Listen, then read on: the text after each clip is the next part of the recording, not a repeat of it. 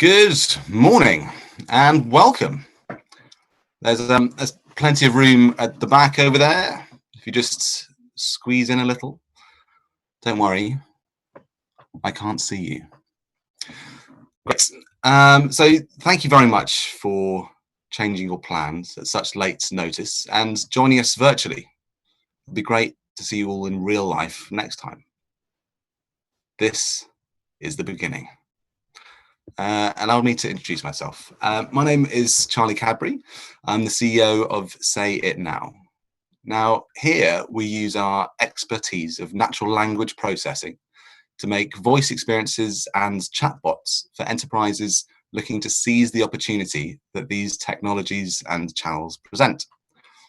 Over the last 5 years, I've been involved with Alexa skills for online booking, the first ever virtual concierge with Marriott hotels, and award-winning work with UK rail companies, and the delivery of whiskey tasting experiences for Diageo, and quite close to my heart, some healthcare chatbot work we've delivered in Uganda that you'll hear about a little bit later today.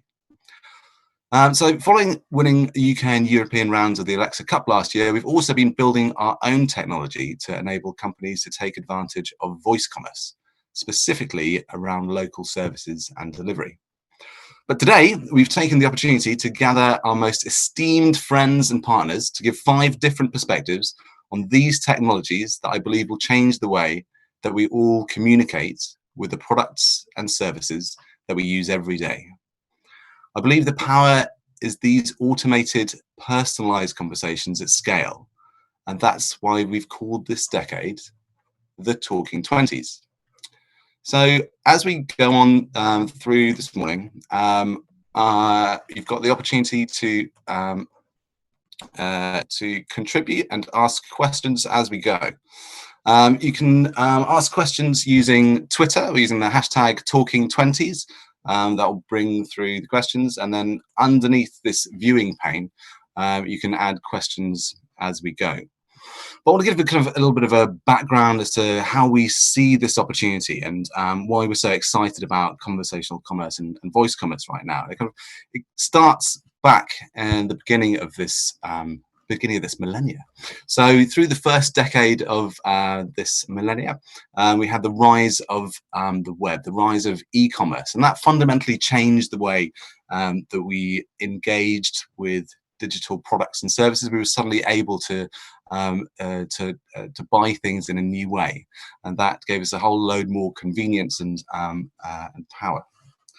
Then over the last decade, the rise of mobile and m-commerce, and that put this convenience in our pockets, and we were able to carry this around with us. And it's important to note that at this point, it was an additive channel. So e-commerce didn't go away. There was still very much a world where the web and e-commerce was of value, but mobile commerce added this extra bit of convenience to the customer on top. And we believe that over the next decade, conversational commerce and v-commerce will really come to the fore and add this other layer of extra convenience to mobile commerce and e-commerce that comes before it. Now, the reason this is happening is that as these new technologies come forward, what we call the billion user club, the likes of Apple, Google, Facebook, Amazon, they're all trying to nudge you to use these new channels. They're all trying to nudge you to use them, and that's a very good example of my Google Assistant doing just that. So the reason they want you to nudge their new channels is so that they can collect data on how you are behaving. And they've got very, very, very good at this, and better than ever before. We've seen in the sale of smart speakers. So smart speakers are the fastest ever consumer good. And so they were able to reach about 50% proliferation before smartphones. So we now have smart speakers in 1 in 4 homes in the UK. And we saw Q4 being the largest ever quarter for smart speaker sales. So as we came into 2020, we were very, very excited that the foundation was set and that this was the year that we were really going to see the tipping point in voice commerce and voice usage.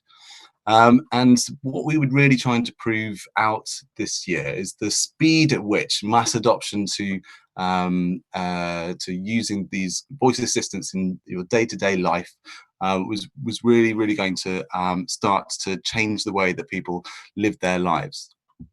But over the last few weeks, we've seen that kind of prove out a little bit faster. And so with kind of the support of Michael Stansilek from Utter One, he shared these reports that show that over the last 2 weeks or so, we've seen this huge behavior shift. And you can see these are Google actions that have more than 100,000 monthly users.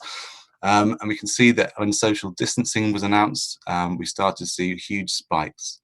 And then on the right hand side, what's becoming the new normal as people are spending more time at home is that we're seeing kind of weekend usage become the new norm.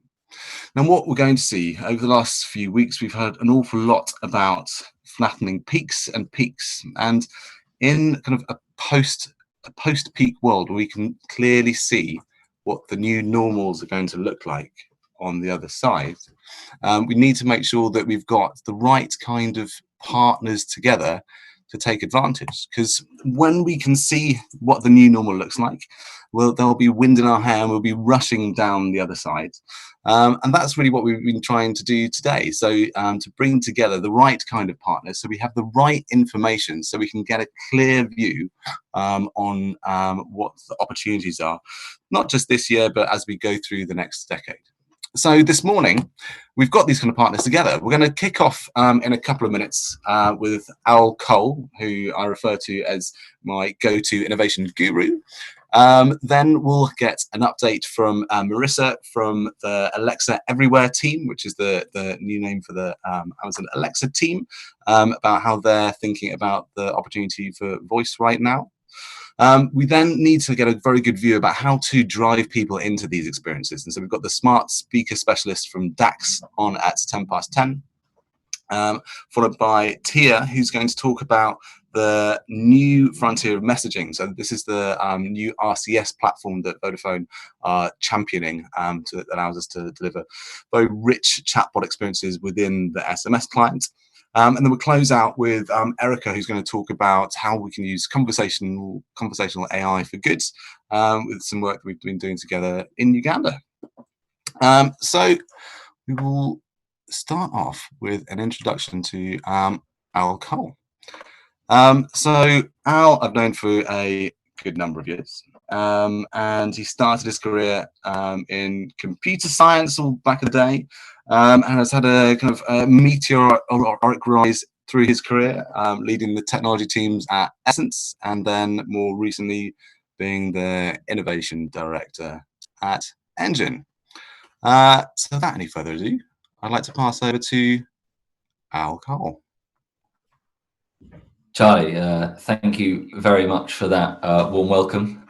Hello, everybody. Feels great to be part of this live stream today. I'm going to share my screen with you now so you can see some content that I've put together.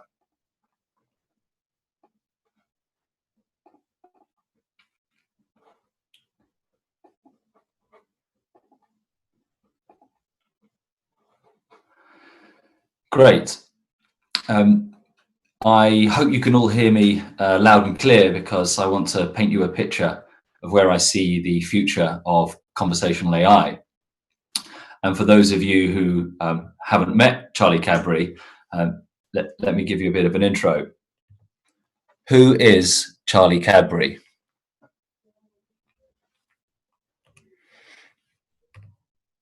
Oh, I was hoping that something in this Zoom is preventing me from showing a live demo of Google Assistant giving a bit of feedback on Charlie Cadbury, but you'll have to take my word for that there's a positive recommendation there.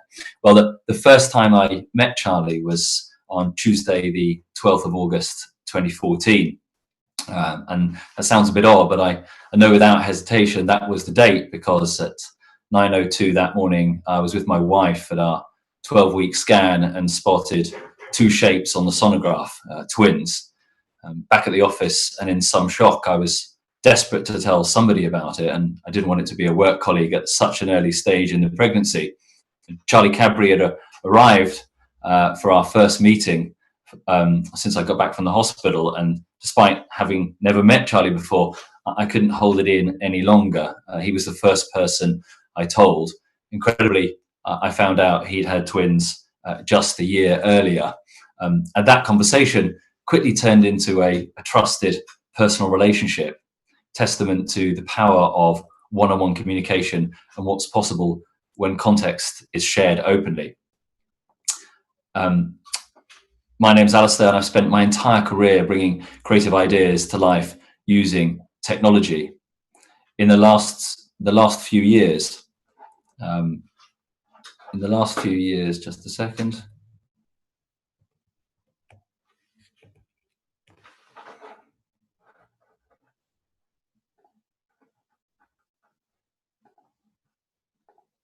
In the last few years, I've delivered digital innovation for many of the brands you've seen, for all of the brands you've seen on this slide, and many others.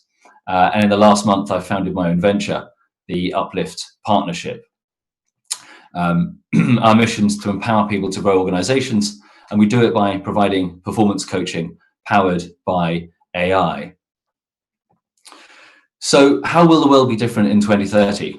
What will that mean for conversational UIs? Quantum computing could be the biggest game changer, with seismic repercussions for hardware and software. Several countries are in the race for true supremacy that will upend everything from energy markets to military tactics. And if it's here by 2030, it would have catalyzed an exponential improvement in conversational AIs. Artificial intelligence can already detect more than 50 eye diseases better than doctors, and has comparable levels of comprehension to a 16-year-old. By 2030, AIs will be capable of learning every single piece of public information generated, and this understanding will fuel the improvement of conversational UIs through supercharged natural language processing. Automation will mean very few humans are employed in manufacturing, agriculture, or transportation.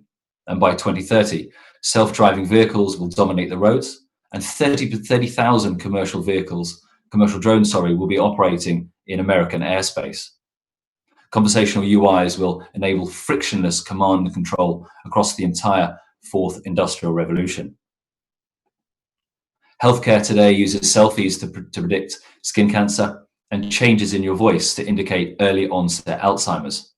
By 2030, we'll see nanobots the size of red blood cells go inside human bodies and perform cellular repairs. Machines will replace 80% of doctors, and conversational UIs will deliver bedside manner as well as diagnoses. Transhumanism will have gathered pace as humans become closer hybrids with technology.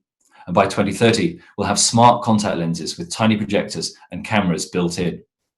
These will sync with nearby computers to give us real-world augmented reality displays, all controlled by voice. Communication is being rewritten. Already, 27% of online global population used voice search on mobile. And by 2030, brain implants will augment natural senses and enhance higher cerebral functions like memory, learning speed, and overall intelligence. Most communication will be between humans and machines. And so now to the talking 20s. As we enter this decade, what will be the key drivers of change and opportunity? The first of 5 is ubiquity. By 2030, there will be as many digital voice assistants in use as there are people living across the world. Availability will be absolute. The pervasiveness of voice. As Charlie said, voice assistants are already in use in 1 in 4 UK homes, and they are going to become truly ubiquitous outside the home as well.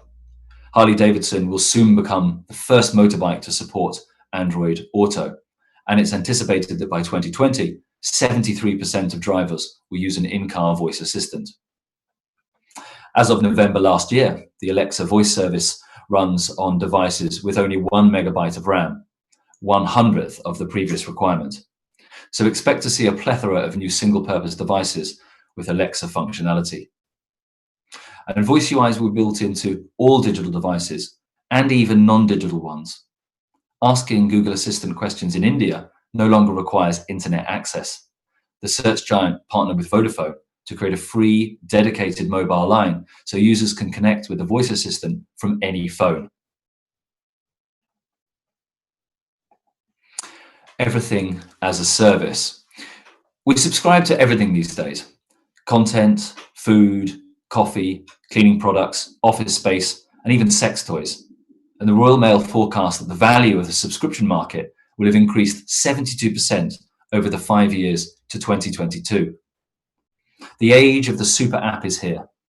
Conversation assistants are already capable of arranging our on-demand, multi-threaded lives. One prerequisite for success in the coming 10 years will be the availability of on-demand services and their adaptability to the context in which they operate. As we build business models, brands, propositions, and products, we should all be aiming for everything as a service.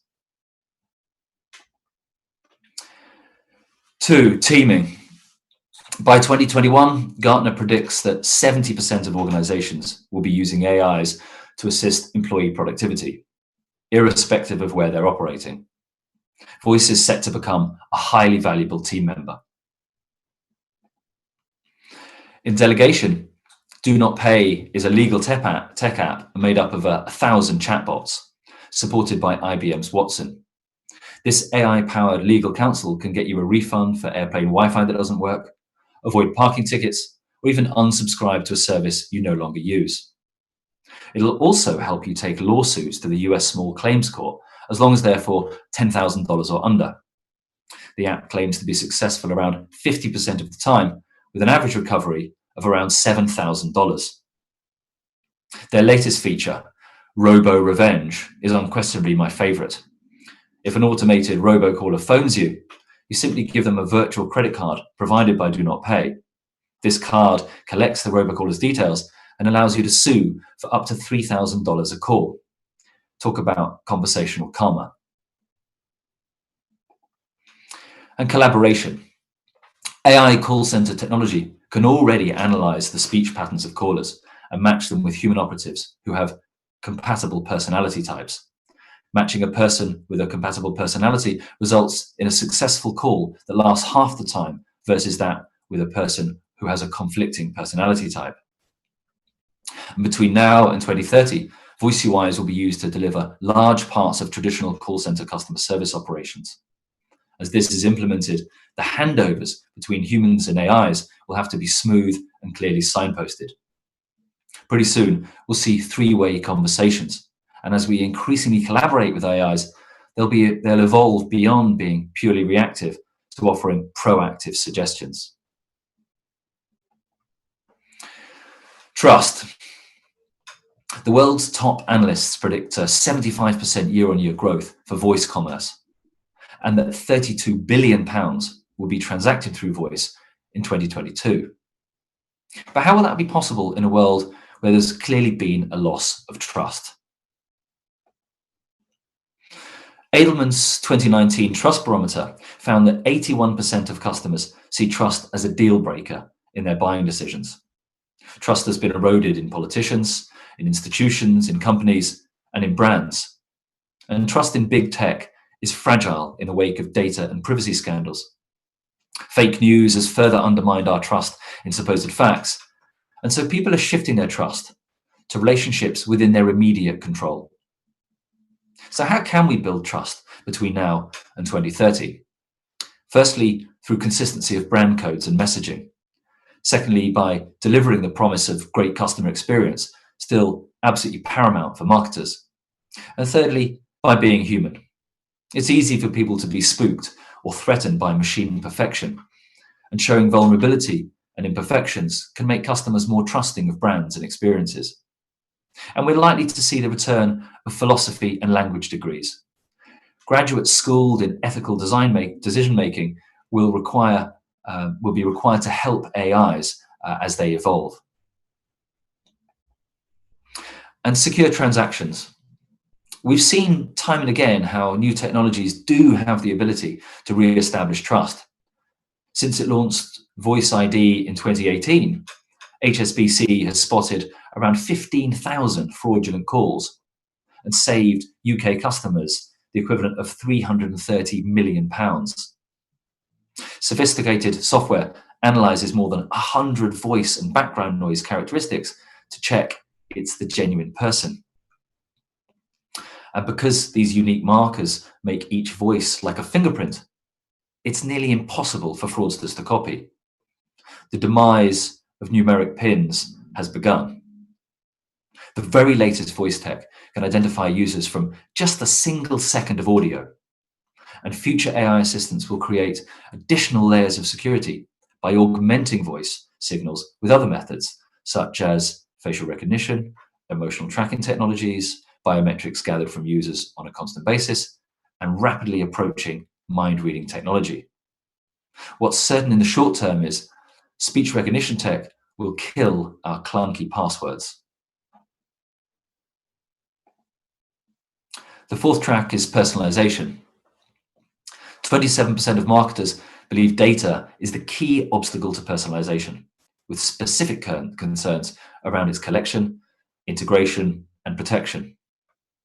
The challenge and opportunity of this discipline is to deliver the personalization customers actually want while respecting the privacy they expect. Environmental cues. What this means is that, as oxymoronic as it sounds, we need to become good at anonymous personalization. Digital experiences can feel personalized without having to know exactly who you are, by drawing on non-personal data signals from the environment around the user. Employ perceptive design. Be continuously sensing, interpreting, and optimizing the customer experience based on context. And to do this, allow your users to configure and control their experiences in real time without having to give up their personal privacy. Match the accent and voice volume of the person with whom your chatbots are speaking.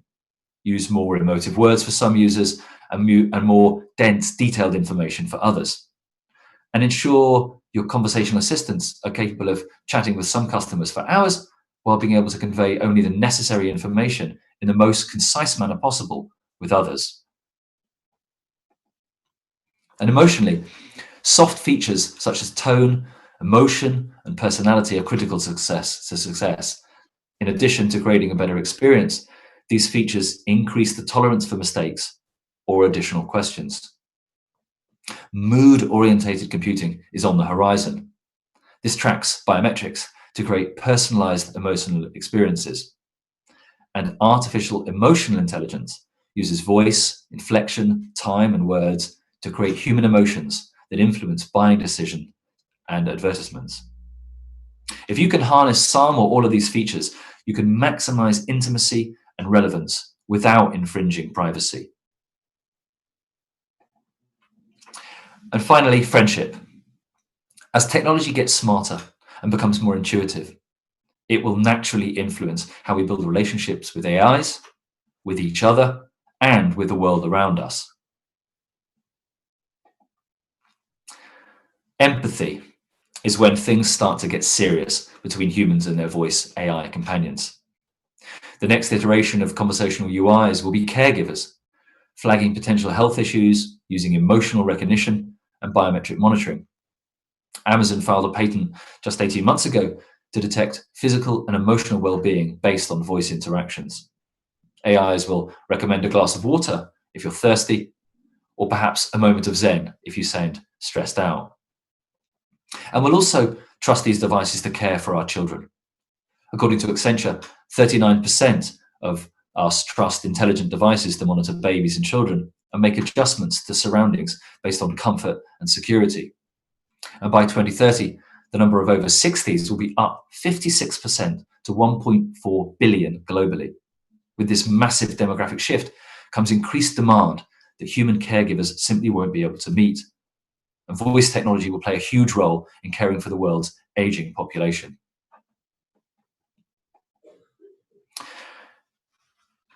By 2030, we may have reached the full-blown true relationship phase, Films such as Her and Blade Runner 2049 show the types of deep emotional interactions we're likely to have with technology in the future. Voice AI will become a friend or even a partner, and we'll be comfortable sharing our emotions with it. Q, a genderless digital AI voice launched a year ago, had the intention of ending gender bias in AI assistance. And ideas like Q will increase the widespread adoption of conversational AI and help foster more and better human-machine relationships. For some, these companions will supplement their human relationships, while for others, voice AIs may become their predominant and grounding relationship. Sadly, nearly half of Americans report experiencing feelings of loneliness, and this trend is most pronounced amongst younger audiences and generations. In the face of increasing global loneliness, there's a growing opportunity for voice AI to fill this void and provide companionship to those who sadly lack it. I want to finish by drawing a line back from 2030 through the Talking 20s and back to the decade that just closed. In September 2019, the Harvard Business Review published an article on the top 20 business transformations of the last decade. This list was headed by the likes of Netflix, Adobe, and Amazon. And the list was ranked by experts based on repositioning around purpose, pure financials, and new growth, which is defined as the percentage of the total business that was made up by new products, services, markets, and business models.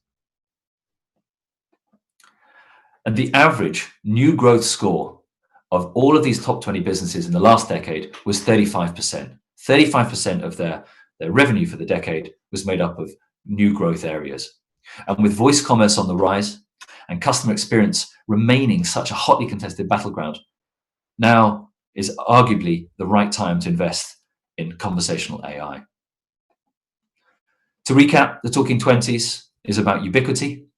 It'll be about teaming with machines and conversational AIs. It's about building trust, building the right kinds of personalization, and helping our conversational UIs and our AIs develop strong relationships with humans.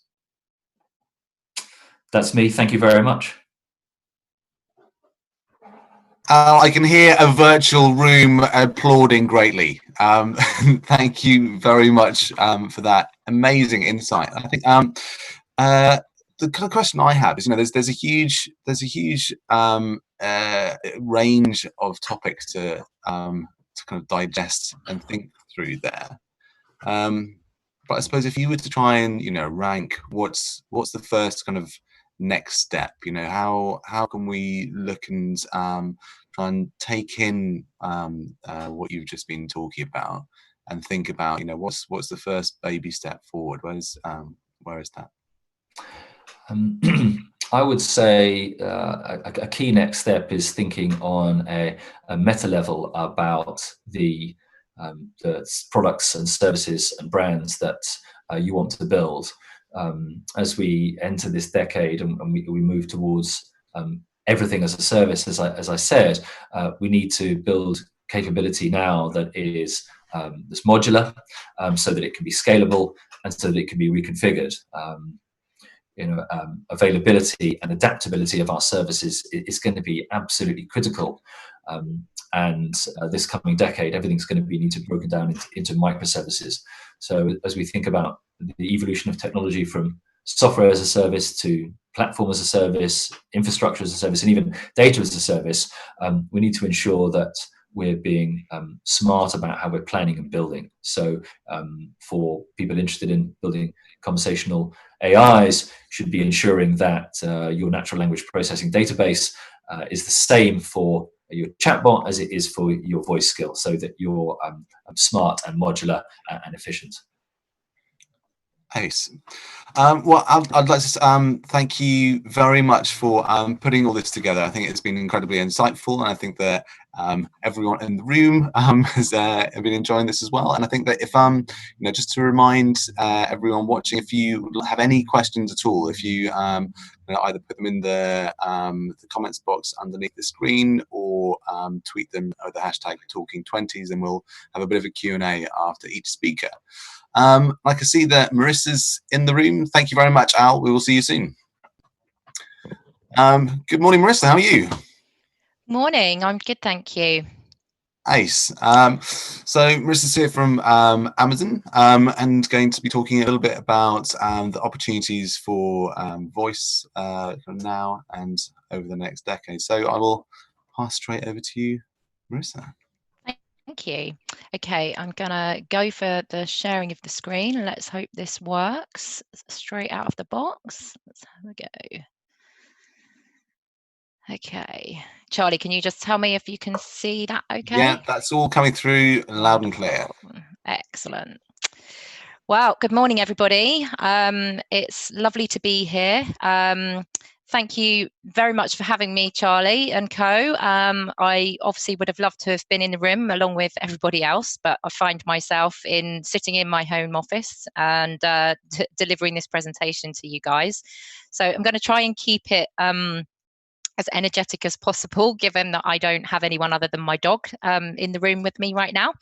But I'm sure everyone's feeling exactly the same about this exceptional situation that we find ourselves in. So let me introduce myself quickly. As Charlie said, my name's Marysia Chance, and I'm the Alexa developer and industry marketing lead for Europe here at Amazon. And I basically am here today to talk to you about the opportunities that we see in voice and why you should be thinking about it for your brand and why now is the right time for that. So it probably seems quite hard to believe, but Alexa is only 5 years old and actually even younger in the UK, where we launched in 2016.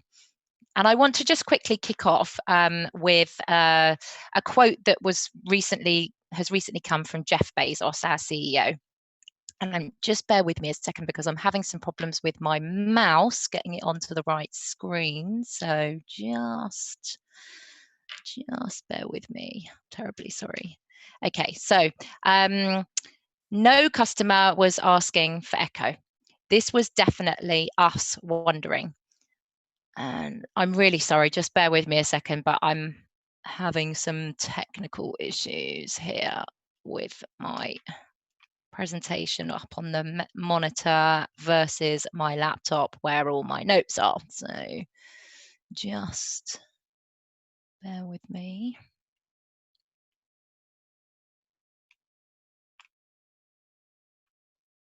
Oh, this is difficult.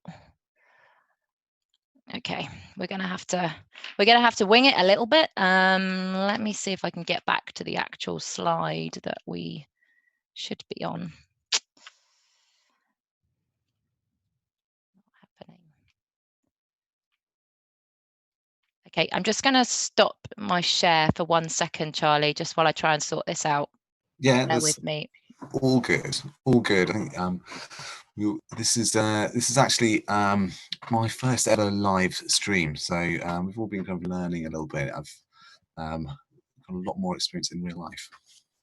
Yeah, it's this is tricky. Let me I can't actually move my slides at all right now, so I'm just gonna go back into PowerPoint and see if we can do it that way. Right, okay. Okay, now let's see. Working at my end. Let's see. Okay. Okay, I think we are good again. Can you see my screen now? Not yet. Okay, let's try again.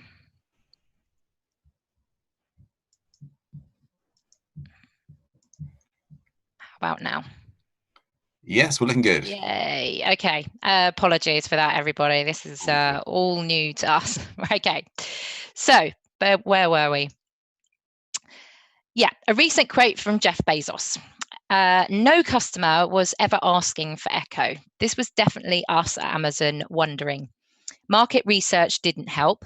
If you'd gone to a customer back in 2013 and said, would you like a black, always on cylinder in your kitchen about the size of a Pringles can that you can talk to and ask questions, that also turns on your lights and plays music, I guarantee you that they'd have looked at you strangely and said, no, thank you. So if we'd been in a physical room this morning, I would now have asked everyone to give me a show of hands in terms of who's heard of Alexa. So I'm going to kind of go with a virtual vision in my head and assume that most people are putting up their hands.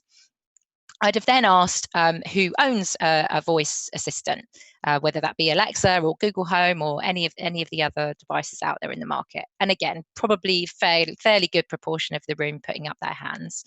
And then I would have asked you who has ever talked to any of their tech, whether that's Siri or Google or even your TV. And again, probably everybody in the room is going to put their hand up at that point. But if we'd been in a room about 5 years ago and I'd asked those questions, I can guarantee you that virtually no one would have put their hands up, because at that point, talking to your tech was frankly just an absurd idea. And here at Amazon, the idea came directly from Jeff himself. Those of you that may know a little bit about him, he's a huge Star Trek fan. And as you know, when you're on board the Star Trek Enterprise, you can talk to the computer and ask anything, anytime, and anywhere, real ambient computing. And Jeff was convinced that the future of interacting with technology was via voice. Why? Because it is ultimately the most natural form of communication, and it's the first communication tool that we learn as humans. And now, 5 years on, everyone is kind of keen to understand the size of the voice opportunity. And so I'm going to tell you a little bit about how Alexa fits into that. So in that 5 years, we've really come quite a long way in terms of the technology. And I'm hoping that this is now going to work over this virtual presentation. But I've got two sound clips for you. And one is how Alexa spoke back in 2014. I'm just going to.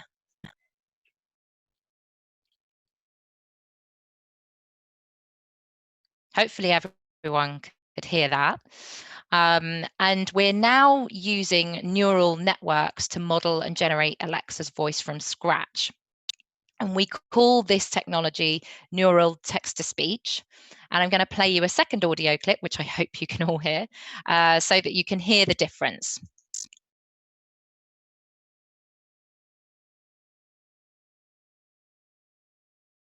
So I think you'll all agree, if we were in the room, hopefully everyone would be smiling and nodding that it sounds a lot better now than it did back 5 years ago. And there are lots of other improvements in the experience as well. And it was great to hear some of the points in the previous presentation about the kind of natural interaction and personality and all those kinds of things. They're the things that we're working really hard on. And by understanding who, what, when, and where, Alexa is becoming much more proactive in making suggestions to users. She can proactively let you know, for example, when you need to replace an essential item to keep your smart home working, like a battery for your smart lock or your security camera, and she can help you place that order. She can send you a notification when it's time to reorder, or you can set up smart reordering to automatically order those supplies before you even run out.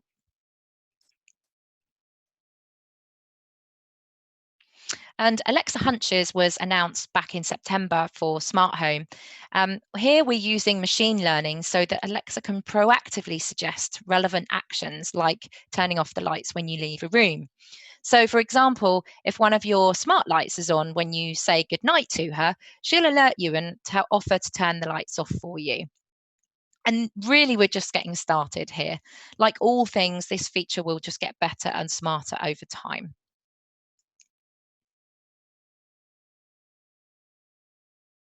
We've also been building on a technology to train Alexa on acoustic event detection.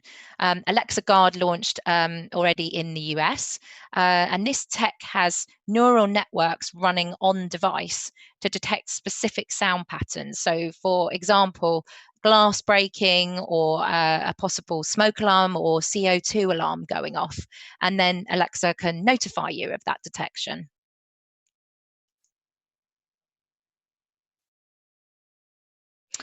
So again, we're really working on, making things more natural and the interactions more natural for our users. So we've launched things like name-free skill invocation so that users don't have to remember the name of the specific skill that they want to launch. So in this example, you would have had to have said, Alexa, ask RoboVac to start cleaning. But now you can drop the skill name altogether and just ask Alexa to start cleaning. And we know that recall of these names sometimes is tricky for our users.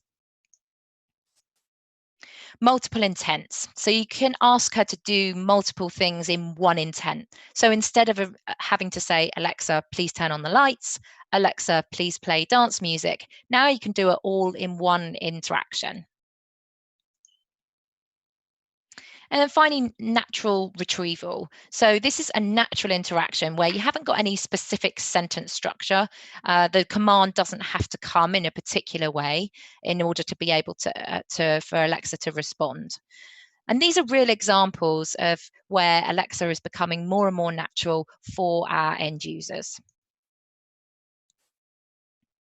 So I think you'll be quite surprised at the sheer scale of this. Remember again that Amazon started with Alexa just 5 years ago.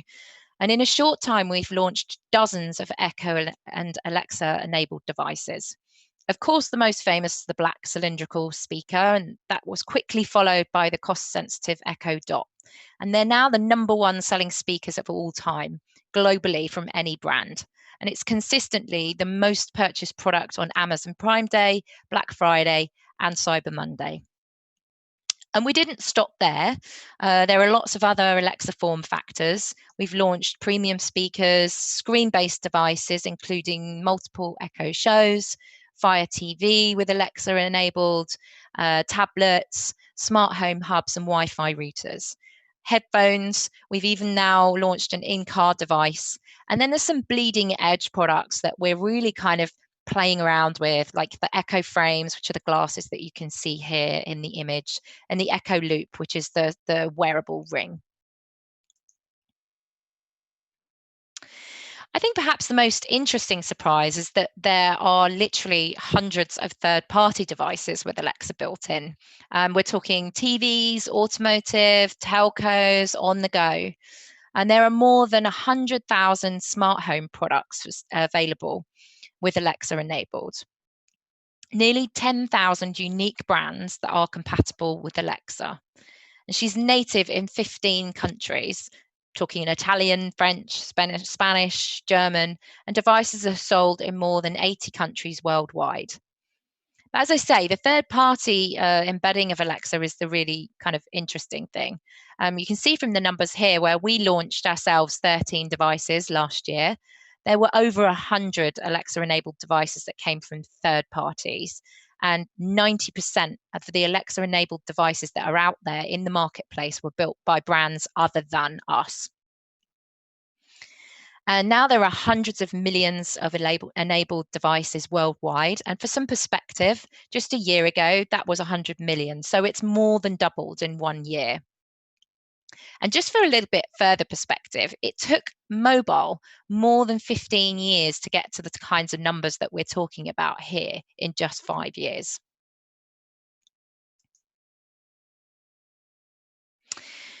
So the other really interesting thing is that Alexa is being used.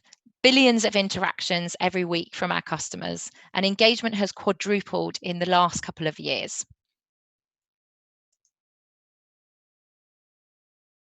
So now on to skills. With the ability for third parties to bring their content to Alexa through skills, the experience for our customers becomes even more engaging and rich.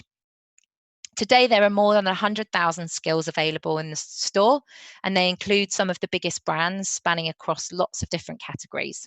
You can order your coffee, you can order a taxi, you can hear the news, you can hear a language lesson, and it really does go on. And these are just some of the brands that have already built skills and have skills available on Alexa. We're seeing lots of new emerging use cases and categories like trip planners, productivity, lifestyle, health and fitness, and games. And people really love the Alexa experience that these brands helped us to create. And the publishing rate of new skills has really skyrocketed. The developer community is building more skills for Alexa and at a faster rate, from 7,000 in the UK at this time last year to over 30,000 today. And people are using them. Skill engagement has grown more than 50% year over year and nearly 75% since last January. So I wanted to take just a few minutes to talk quickly about voice design. And I want us to assume that you're all going to walk away from my presentation totally inspired and ready to go and build a skill and bring it to Alexa. But we often see developers quickly diving into the kind of technical requirements of building a skill. But the voice design is without doubt the most important element and absolutely needs to come first. This slide's taken from one of our tech decks that I would never normally be presenting, but I thought it was quite interesting.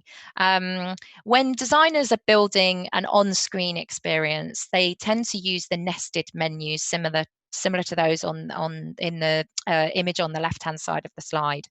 But with voice, people can say and do and go anywhere and say anything. They can go off in random directions that you're not necessarily predicting. And we essentially have much less control. Human conversation is inherently complex.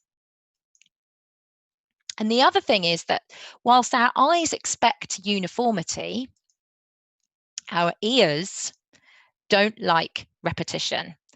Ears expect variety, and they really don't like repetition. Ears expect variety, and they really don't like repetition. Now, hopefully by saying that sentence 3 times, you haven't think I've gone completely bonkers on my own in my home office, but just to iterate the fact that, we like to hear lots of different things. And so if you're going to say yes to your user, try and say it in a few different ways and don't repeat yes all the time. And the good news is that you really don't need super complex prototyping software to begin. Scripts, sticky notes, and interactive role-playing are really the way to go. And everyone and anyone can write scripts and role-play them out in the office. This picture's of the team at the BBC when they were working on their CBeebies skill in exactly that way. You can see they've got someone sitting behind a screen and kind of they're role-playing the interactions. And the following slides that I've got are actually from some of the learnings that the BBC have shared from their experience of working with voice, which they've published in a paper called Global Experience Language, How to Design a Voice Experience. Some of the top tips that I've just pulled out from that. Try and anticipate and provide solutions for both under and over answering, because again, you never know what route your user is going to take. On the left-hand side, you've got a kind of 2-way interaction. On the right-hand side, the user's giving you all the information up front. And the same user can take you down a different route each time you interact with them. And it's really important that you don't try and feed your visual app or website experience into voice. And I think that's the one thing I would like you to take away from this particular section of the presentation. It just doesn't work. You need to be brief, and using the one breath test is a great way of doing this. You need to be able to kind of deliver your answer in one breath.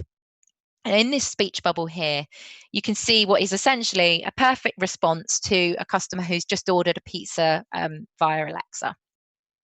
This second bubble is kind of more what you would expect to see in an on-screen experience. Now, I'm going to read it out just so that you can hear what a user would experience and try and imagine that you can't see it on the screen. So I will now recap what you ordered. You ordered 1 large pizza. Please say yes if you want to confirm this order, or say no to change it. You can also add our world famous cheesy mozzarella sticks for £2 or a milkshake for £1. Thank you for choosing Uber Pizza. Check out our Facebook page and leave us a like. Try and imagine how you'd feel as a user receiving all of that information with none of it on a screen. And you'd kind of be at the end of it thinking, what do I do next? So it's really important that you think about clear and simple interactions. And give your users definitive choices. Don't make them have to think about what they should say.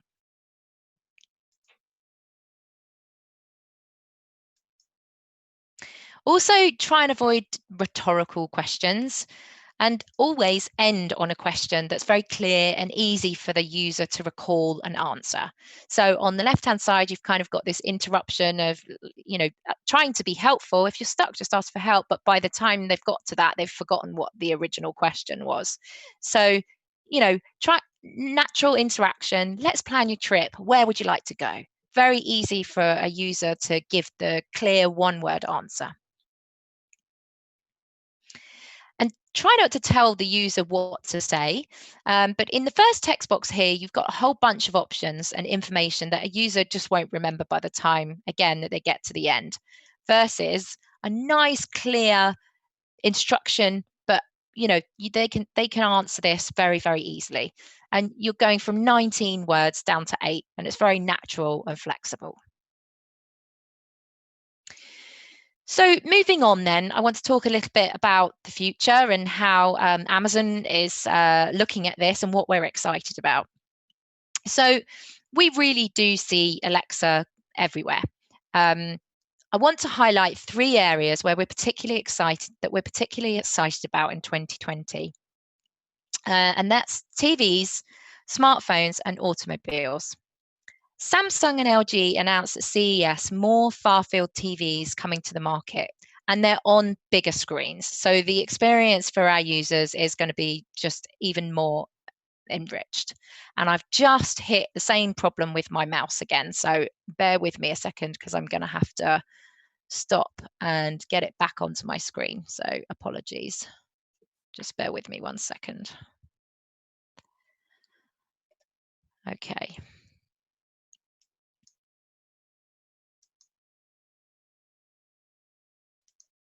There we go. I think we're back. Are we back, Charlie? Yeah, you're back on. Thank you. It's a really irritating little glitch, that, but there we go. So smartphones. We've got a dedicated team working across that entire vertical that makes up smartphones, from chipset makers to the phone OEMs to the retailers like EE and 3 here in the UK. And then automobile. Already Audi, BMW, Lexus, Toyota, General Motors, Volkswagen, and now for those of you with deeper pockets than myself, even Lamborghini. So why are we, Amazon, investing in this vision, and why are we so excited about it?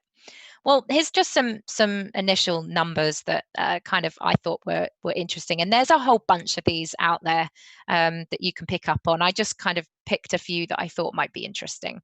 So Juniper's projecting $7.3 billion in retail spending via AI-type devices in 2020. So that's this year.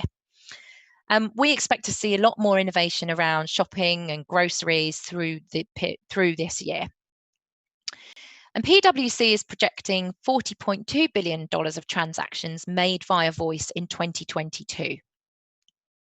And Statistica projects that 1.83 billion people across the globe will be using AI voice assistants by 2021.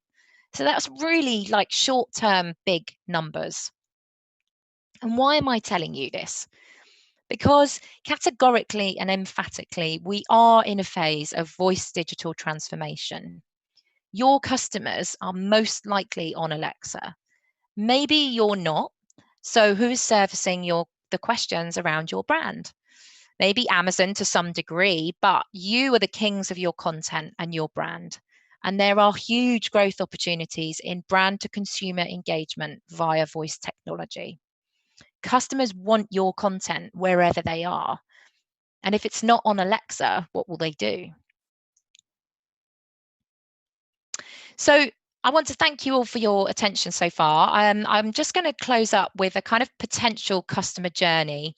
And whilst I walk through this, I'd like you to think about all the ways that your brand could become a part of it. And I've kind of dummied up. Some of this is stuff that happens already in my household in the mornings, and some of it is, we personally haven't set up yet. But I thought it would be nice to give it a little kind of personal touch. So I wake up to our Alexa alarm, which is engine sounds provided by my husband's favourite car magazine. Alexa says, "Good morning, Marysia. Would you like to start your morning routine?" And she starts with the news and weather update and turns on the TV in our room, which shows my meeting schedule for the day. It's the school mum's social this evening, and it's my turn to host it. So she asked me if I want to add the usual Prosecco and nibbles that the girls consume to my supermarket delivery. And once she's run my morning yoga workout from my favourite YouTube teacher, she turns on the shower. And in the meantime, in my two teenage daughters' bedrooms, Alexa has woken up my eldest daughter with her favourite musicals curated playlist. She's a performing arts student, so that's all we ever get to hear through her bedroom walls. Whilst in my other daughter's bedroom, she's on permanent snooze and repeat alarm. She's definitely not a morning person. And while I'm showering, she started the coffee machine so that when we head downstairs for breakfast, the coffee's hot. Unfortunately, she hasn't quite got to the point of making breakfast yet. I'm hoping that's not too far off. Before we leave the house, she's reminded Evie that it's PE day at school, and so she needs to get her kit, saving us the usual turnaround in the car when we're halfway down the road. And as we leave the house, she tells me that it's raining today and we should all take umbrellas. We do live in England after all. And she also tells me that my train is running late. We forgot to turn the lights off upstairs. The kids are always leaving theirs on, so she'll do it for us. And as we walk out of the door, my husband asks her to set the house alarm and to play our favourite radio station to keep the dog company whilst he's running us all to our respective destinations. She reminds me not to be late tonight as the mum's around. And as we get in the car, I ask my Echo Auto to start my latest favourite podcast. She also gives us some alternative directions to the train station as the traffic on our normal route is bad. And when I finally get out of the car and the kids are deposited safely, I get on the train and pop in my Echo Buds and ask her to continue the podcast where I left off. Time to breathe before I hit the office. Over lunch, I play my daily history quiz on my Echo Show, as I'm currently at the top of the leaderboard for that and I really want to stay there.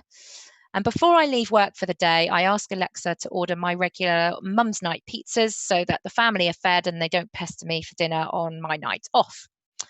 And she should send them straight to the house.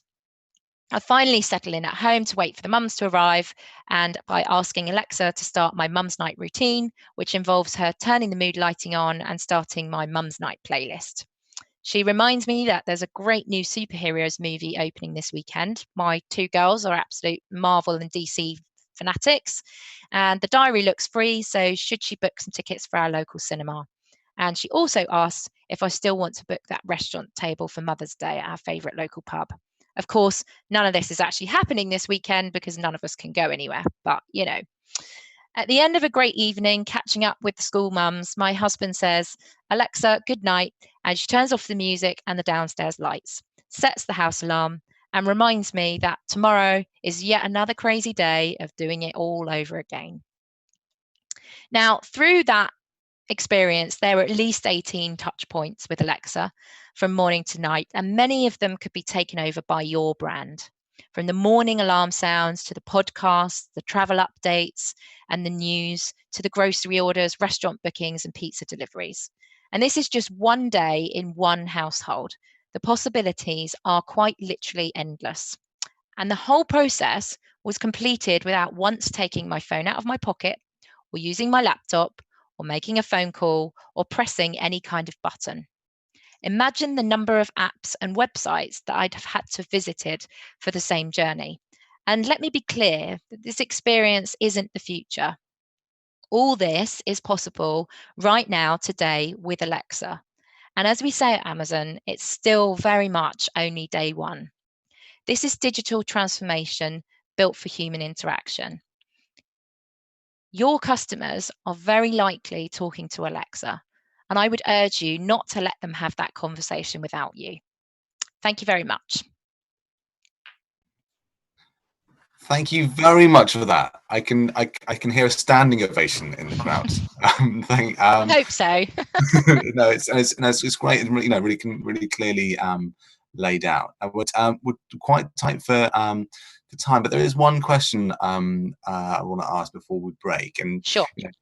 We're just I think what would be interesting if you're able to share any insight as to kind of the behavior change you've seen over the last couple of weeks. Yeah, so obviously a lot more people are at home. One of the great things about Alexa is kind of the light entertainment. We've seen that that's extremely popular. I don't know, some people may have seen in the US, for example, we launched an experience where Samuel L. Jackson is taking over Alexa's voice, and that's an item that people can purchase. And we're seeing those kinds of engagements in general across Alexa are super popular with people. And so as people are spending much more time at home, we're definitely seeing, more engagement with those kinds of things to try and alleviate, I think, some of the stress and anxiety that everyone's feeling right now. So, there's some positives that are coming out of this particularly unpleasant scenario for sure. Great. And I think, I'd just, finally, you and I were talking yesterday afternoon about, advice about, working from home and the importance of taking a break every now and again. So we're going to pause now for 10 minutes. We can all kind of step away from our screens. We will rejoin in 10 minutes with John Kennedy from DAX. But thank you very much indeed. Really appreciate that. No problem. Thank you. Thank you.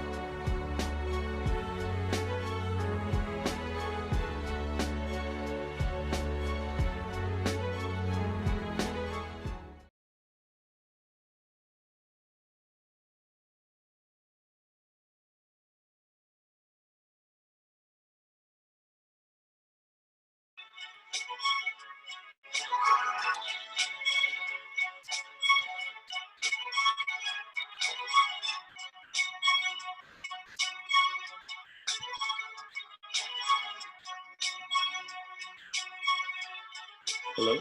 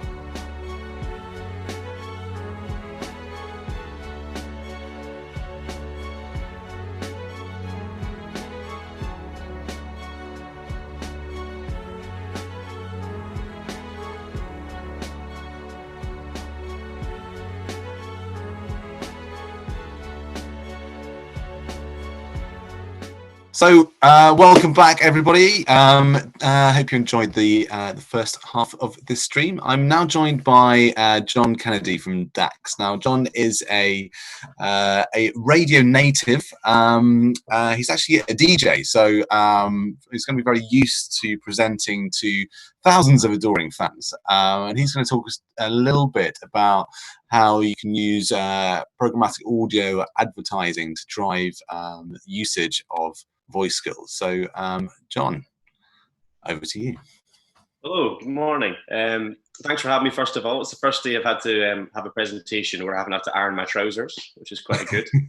Heard that joke as well, so that's went well. I'll just share my screen there. Give me a moment. Yeah.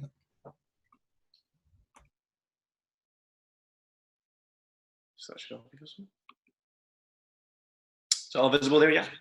Yeah, that's all looking good. Okay, first of all, thanks for having me today. I'm here today from DAX as a digital media manager in my kitchen to explain how, by using the right context and capitalizing on our growing audiences, you can promote the success of any skill made. Encouraging not just the initial use, but sustained engagement moving forward. Essentially, how to get your skill heard. First of all, who are we? What is the Digital Audio Exchange? In 2014, DAX entered the market with a simple goal: to allow brands access to their target audience through the world's most loved digital audio content. 6 years on, and DAX is home to 238 of the world's leading digital audio publishers, from SoundCloud to Capital. DAX provides a single buying point, allowing advertisers access to a diverse range of digital audio brands, providing maximum scale with robust measurement and clever targeting factored in, all to an audience of 27 million every month. And digital audio continues to grow today, reach up 14% year on year across the board, as you can see here. And in the UK, we are committed to our audio. Users spending around 13.5 hours every single week listening in. And we're seeing this across all platforms. Digital audio is defined as anything played over a connected device. That's a device that's connected to the internet. DAX delivers across radio streaming, music streaming, podcasting, and smart speaker-based inventory, crucial for today. But recently, we've seen a shift. People are consuming digital audio differently. Smart speaker streaming now represents 30% of the overall listening hours. That's time spent with each device. This will come as no surprise to those of you here today, given what you've heard so far. People are spending more time listening and interacting here than ever before. We've seen the vast potential of what these devices can do already this morning, and we'll see later as the day goes on. But out of the tens and tens of thousands of different uses for smart speakers, people are still listening to music, still listening to the radio, and still actively engaging with audio. In fact, 75% of all listening is to the radio through these devices, further ingraining our best loved radio stations and cementing their place in the home. Not only that, but outside of the music audience, daily requests for our radio flash briefings have multiplied by 3 this month alone across LBC and Sky News. As a solo spot played after a news bulletin, it represents a high-attention commercial environment, where when we hear the news, we're more open to learn than actively listen.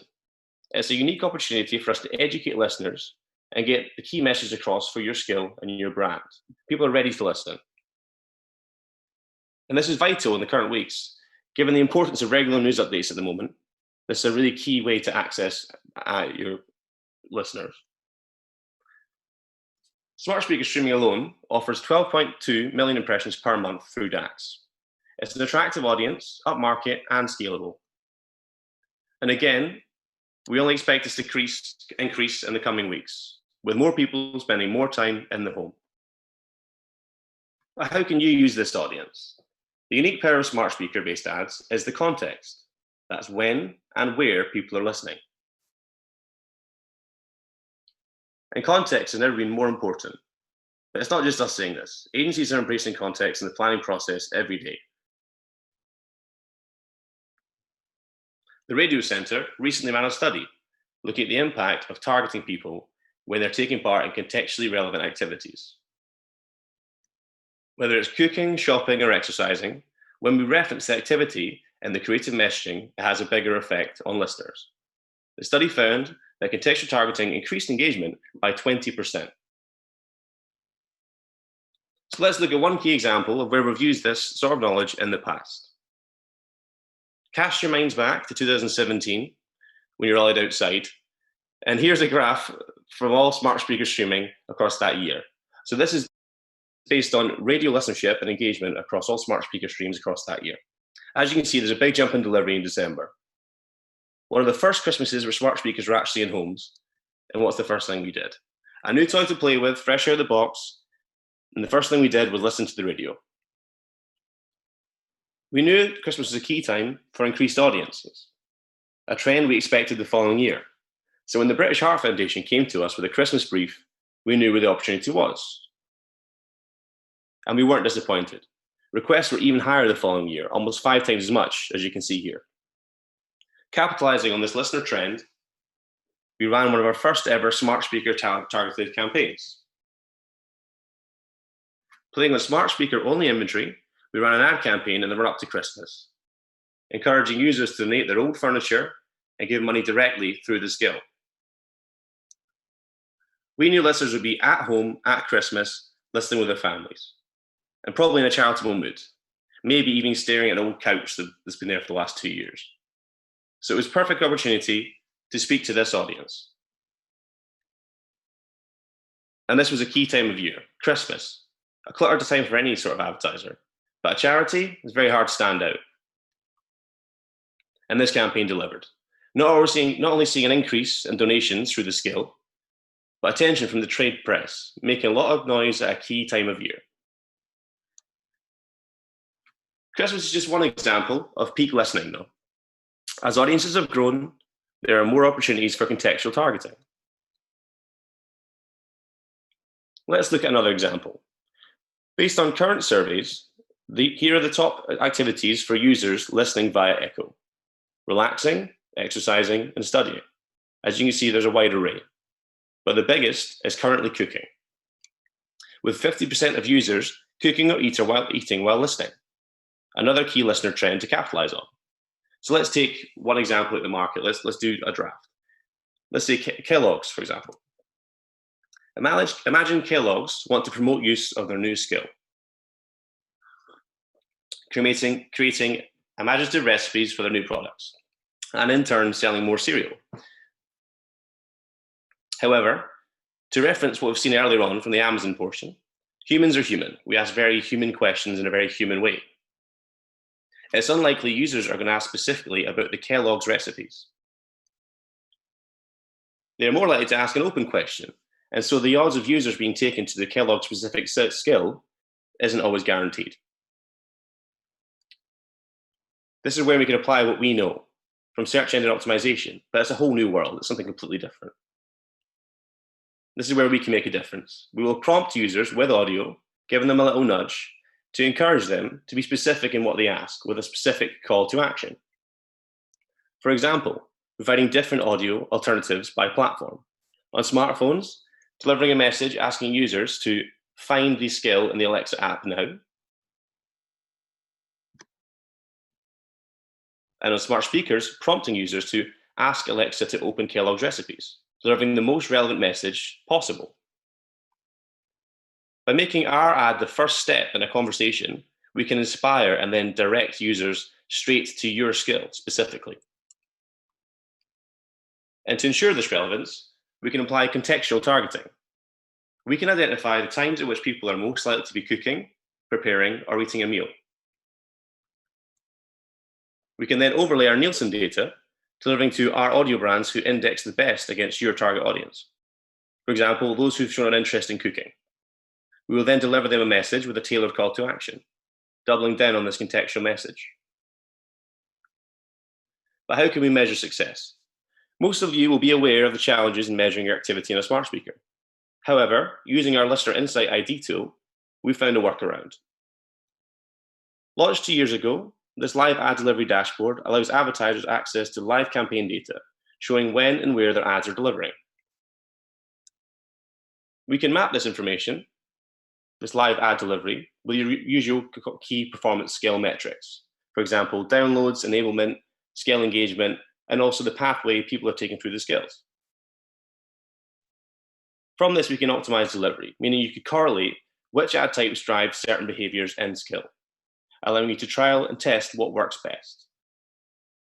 Gaining a better understanding of the actions your audio campaign is driving in skill, encouraging not just initial use, but repeat use, allowing you to close loops and optimize moving forward. And with that, I thank you for your time. If I can give you 3 things to take away today, it would be, 1, the audio is still number 1, and you can use this to your benefit in order to promote your skill. 2, people engage in a wide array of different activities while listening. And 3, that calling out these activities, this context in your campaign, ensures relevance and promotes skill use directly. I hope today we've shown you that digital audio used right is the perfect partner to skills success in 2020 and getting your skills heard. Thank you. Magic. Thank you very much, John. This is awesome, and kind of, it really ties together a lot that we've heard already this morning. If you stop sharing your screen, we can see your kitchen and you. It's actually, if you stop sharing your screen. So now I've got a few questions actually. So can you talk a little bit about how granular you can get in terms of targeting? So for example, one of the skills that we created with Diageo for Talisker, the kind of first round of insights we were able to get was we were to prove our kind of fundamental hypothesis was that people liked tasting whiskey on a Friday evening between 7 and 8, and say we knew where that demographic sat. How granular? So would you be able to kind of go down to a town level, a county level, and then specifically to the kind of user groups we were looking to target to drive them towards a particular voice experience or skill? Sure. So there's lots of different ways we can target. Also, the fact you picked whiskey seems a bit sort of offensive, but this is all a setup, this. I know, it's all the route. Yeah, so first of all, we can target by geolocation. That's based on the IP address. So if you found, for example, that there was a lot more whiskey enthusiasts in Stirling or Falkirk or up north Scotland somewhere, or maybe down in Twickenham, we can target around that geographical area on smart speakers only. On the wider piece, if you're to use smartphone information as well, we can target based on their live location throughout the day, so where they're moving. For example, if you knew that, people who are rugby fans happen to be big fans of whiskey, we could target around the rugby ground on the day. Also, on top of that, we could target around using our Nielsen data, first, second, and third party. We could target around interest groups. For example, if someone was a wine and cheese enthusiast or a food enthusiast, or maybe they're into whiskey, we can take that data from what we've learned over the last 6 years on the sort of data side of the business, lift that information and index that over our smart speaker inventory, seeing who delivers the best against those audiences. Does that make sense? That makes perfect sense. And then I suppose, then how do you then tie that up in terms of conversion? Is there any ways you kind of proven from a skill handover you can show conversion?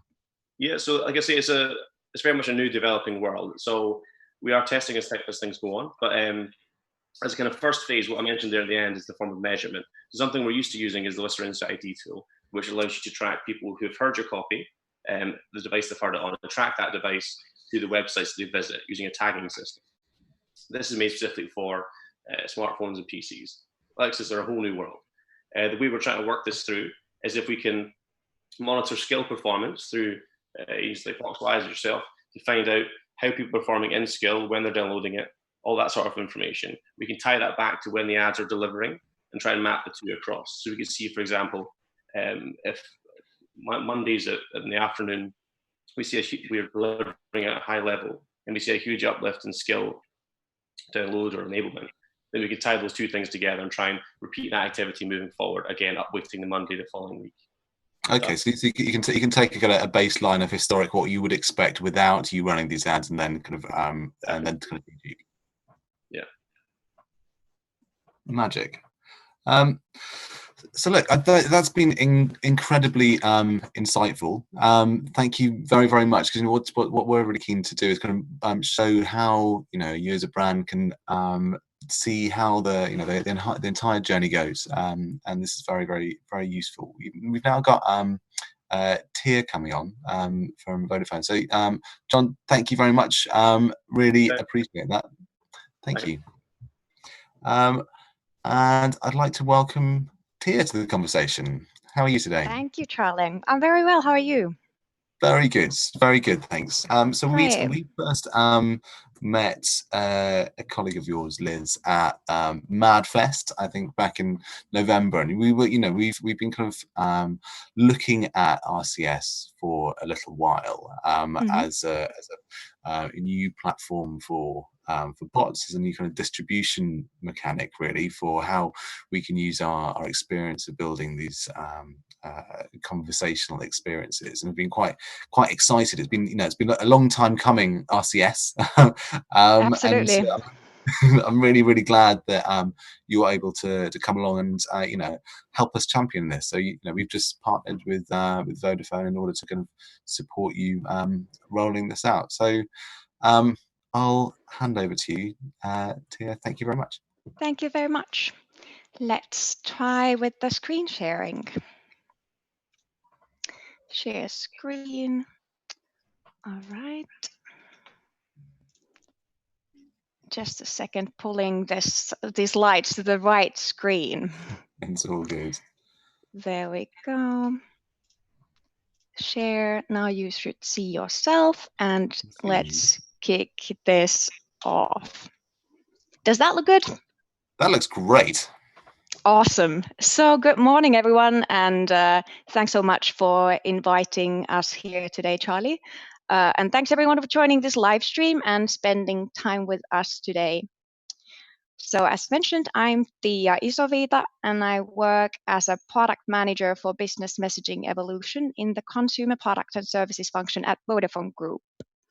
That means that I'm responsible for detecting business needs, defining requirements, and exploring business models to evolve the RCS experience across 35 Vodafone markets and our 650 million mobile subscribers, as well as further partner markets.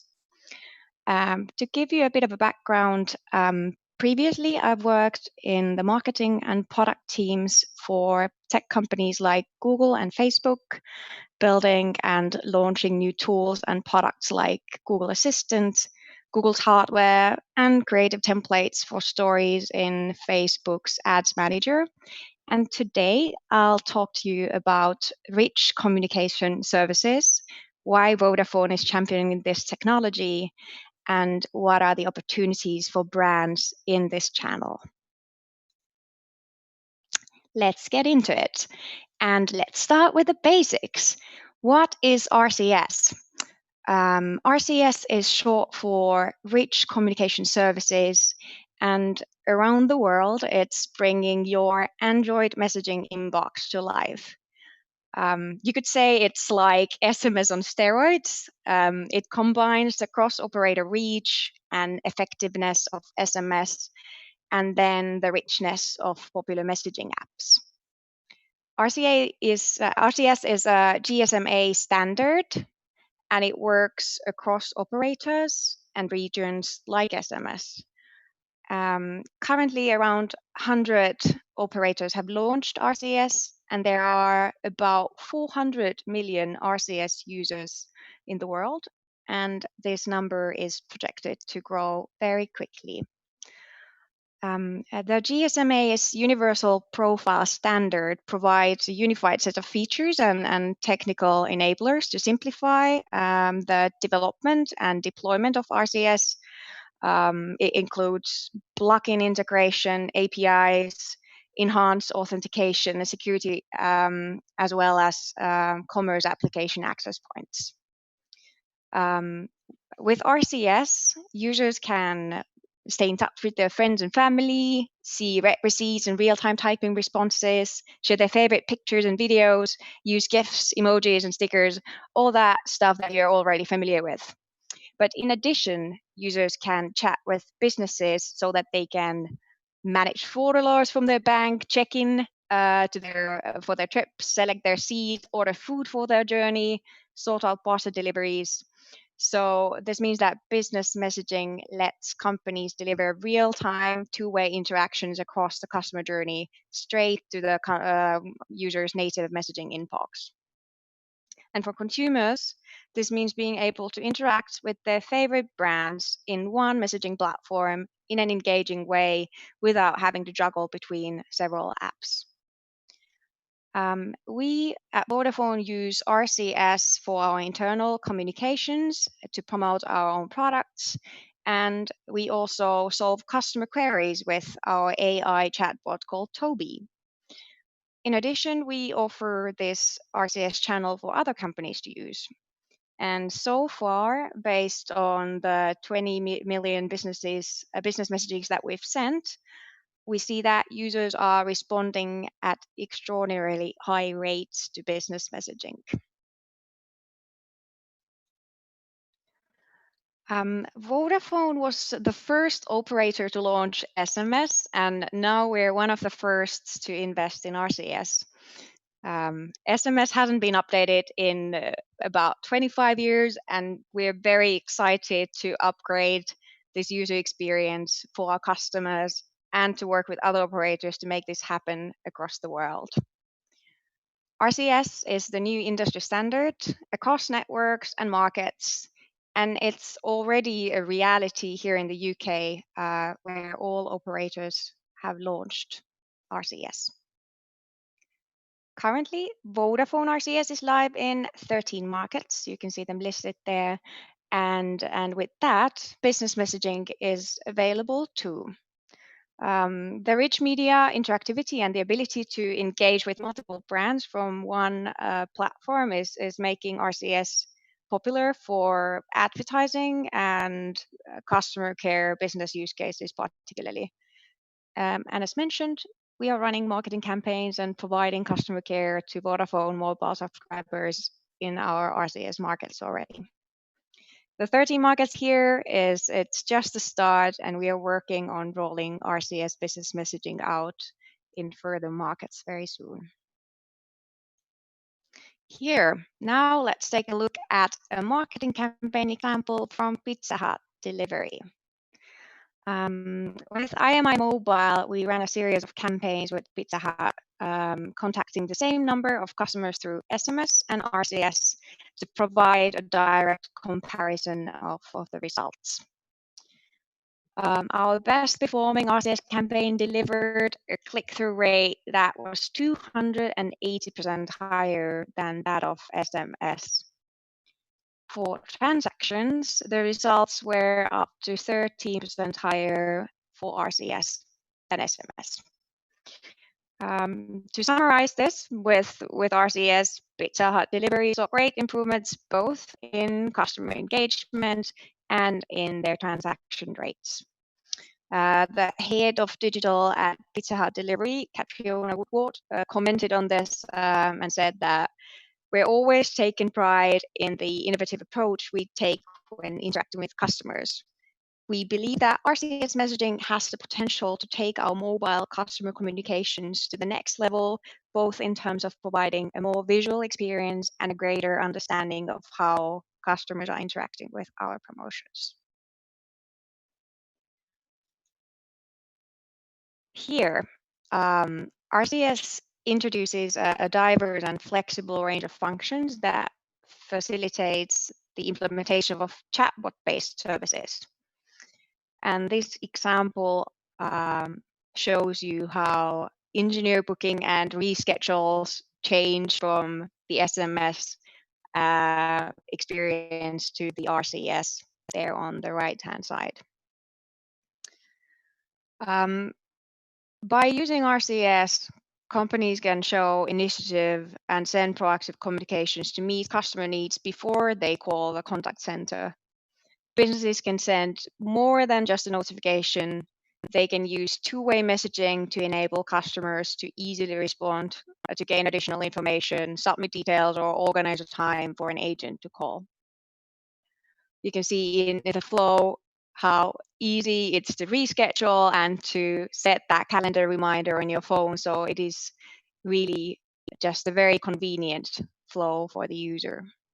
and it truly transformed the user experience if you compare the two.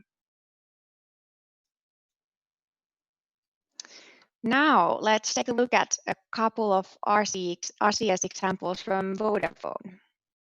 So Vodafone was the first network provider to support RCS for Android here in the UK. And here in the UK, we saw a way to deliver experiences that are both familiar and innovative. And this campaign you see on the screen was promoting Vodafone's new 5G-ready unlimited network plans.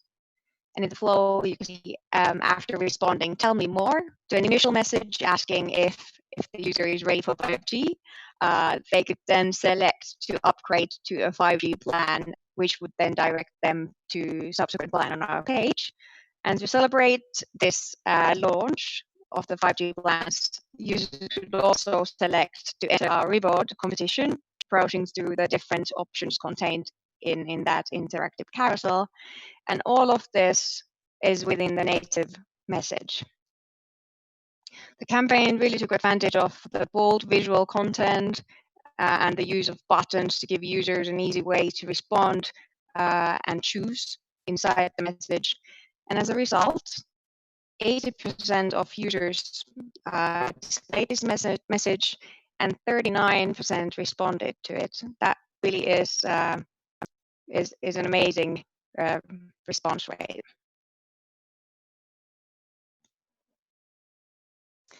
Here we have an example of how we're using RCS for our customer care. I already mentioned Toby, who is the Vodafone's artificial intelligence chatbot that solves customer queries. With Toby, our customers can get answers to their questions, check their balances, and activate new offers, for instance. In the flow on the right-hand side, you can see how Toby is helping a customer with the router installation in Italy. And users can reach Toby by sending a chat message to a dedicated phone number and then continue with Toby in there.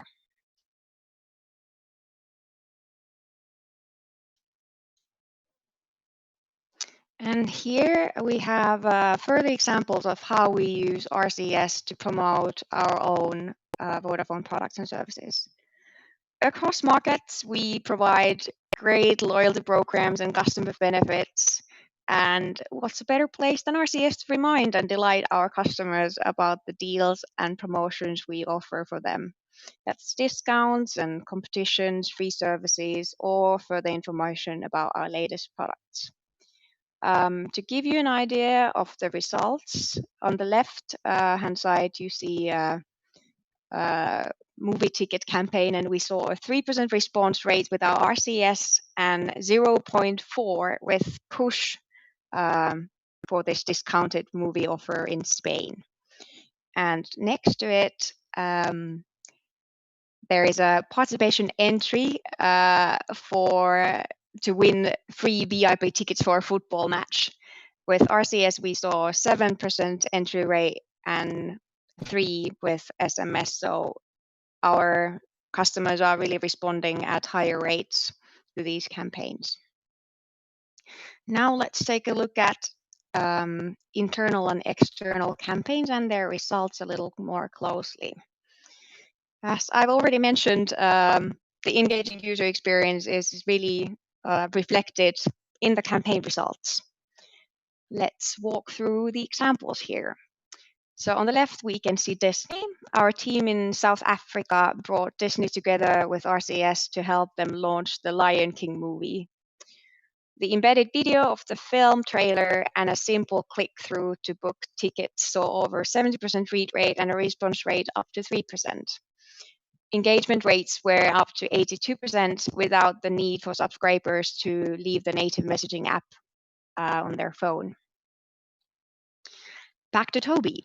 So our Italian team launched Toby in RCS last summer, and within the first 6 months, managed over 1 million customer interactions.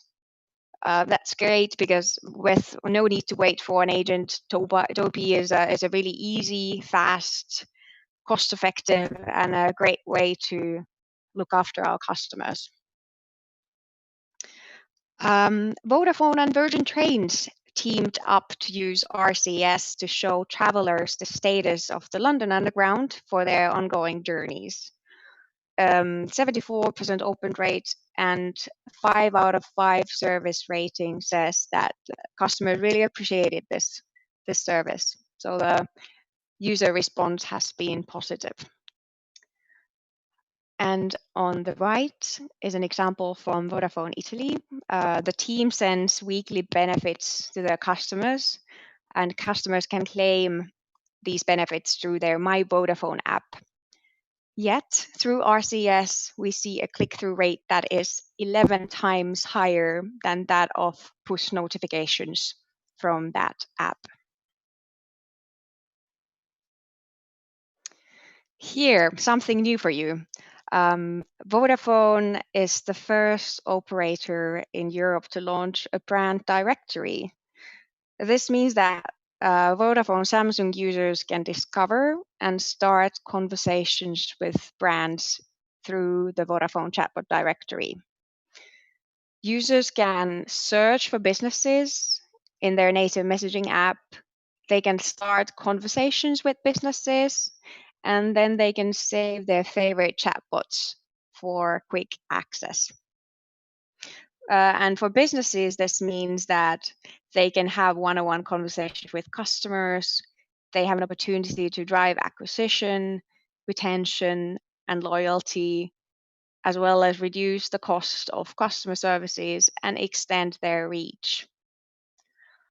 With the directory forecasted to be available on nearly 10 million devices by the end of Q1 2021, getting in it now will help businesses fine-tune their experiences to capitalize on this new customer engagement opportunity. So I'd encourage you all to start building chatbots for the directory and to have a chat with Charlie to get your chatbots listed in here. These are some of the first examples we tested in the directory: Subway, Virgin Trains, Tidal, whatnot. And now to summarize all of this. RCS is really a worldwide cross-operator reality, and it's set to surge. By 2021, it will be the world's biggest messaging channel. RCS is a robust messaging channel that enables brands to deliver customer experiences directly to their phone's native messaging app. The branding and verification features of RCS build familiarity and trust with our end users. RCS gives users interactive and visual experiences and guides them along mobile journeys using suggested replies and action buttons. The improved user experience is reflected in increased engagement. On average, the engagement rates of our campaign so far has been above 7%. This industry standard comes at a time where consumers expect timely, relevant, and personalized communications. And most importantly, chatbot developers can integrate conversational AI into RCS.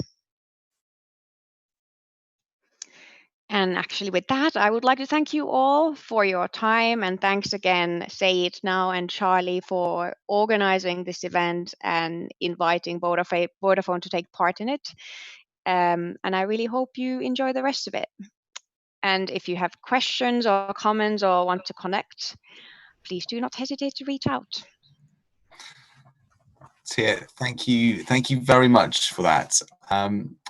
So, for many people, I think this might be their first introduction to RCS, and I think from our perspective and why we're so excited is because there's a lot of talk about voice this morning, but the underlying technologies that we're very competent in is driving these kind of conversations, these automated conversations at scale.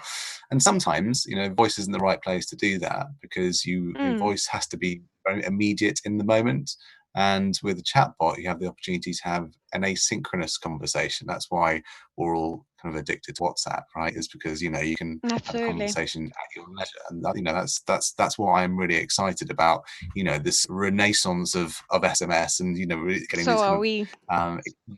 of good. And I think can you talk a little bit about reporting, because the other compelling reason I think that people should take a look at this is because you get so much kind of insight. Do you want to talk a bit about the insight reporting you get from these pods? Absolutely. So if you compare this with what we used to have with SMS, it's a total different world, because now you can tag every button and interaction inside the messaging app and gather all that information and what users are responding and doing in there. That really can help you improve and build better campaigns in the future, and learn and test and iterate in a different way. So it's really a new era for that. Yeah, and what I like especially about conversation is because it's two-way, and us as humans all we really want is to be heard. And that's the power. A lot of kind of marketing messaging is one way at the moment, and with these kind of conversations you can tell the user, the customer, that you understand what they're saying, and that then builds trust in the channel relatively quickly over time. So when you're saying you can tag everything Absolutely. up, what I get from that is that you can really understand exactly what questions the customers are asking, and then use that as a kind of feedback loop into your products and services insight as to how you might then change your marketing moving forward. Yes, and I love that consumers can be proactive and reach out to their favorite brands and have that. It can feel like an intimate conversation. It's you and the brand, and it knows your previous conversations and has a lot of information on you, and you can continue where you left off. So that is really great. Awesome. Well, look, thank you very, very much for spending the time Charlie. this morning. Really, really appreciate My that. pleasure. And looking forward to pushing RCS forward with you.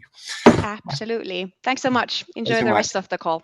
Will do. Cool. Thank you. Bye. Bye. And I now have on the line Erica. Good morning. Good morning. How are you? I'm good. You? Very good. Very good. Yeah. So we first met, I think, just kind of bit more than a year ago. It was, it was a bit of a serendipitous moment, because you, Sander, our head of technology at Say It Now, and you met at an antenatal class many years ago. We did.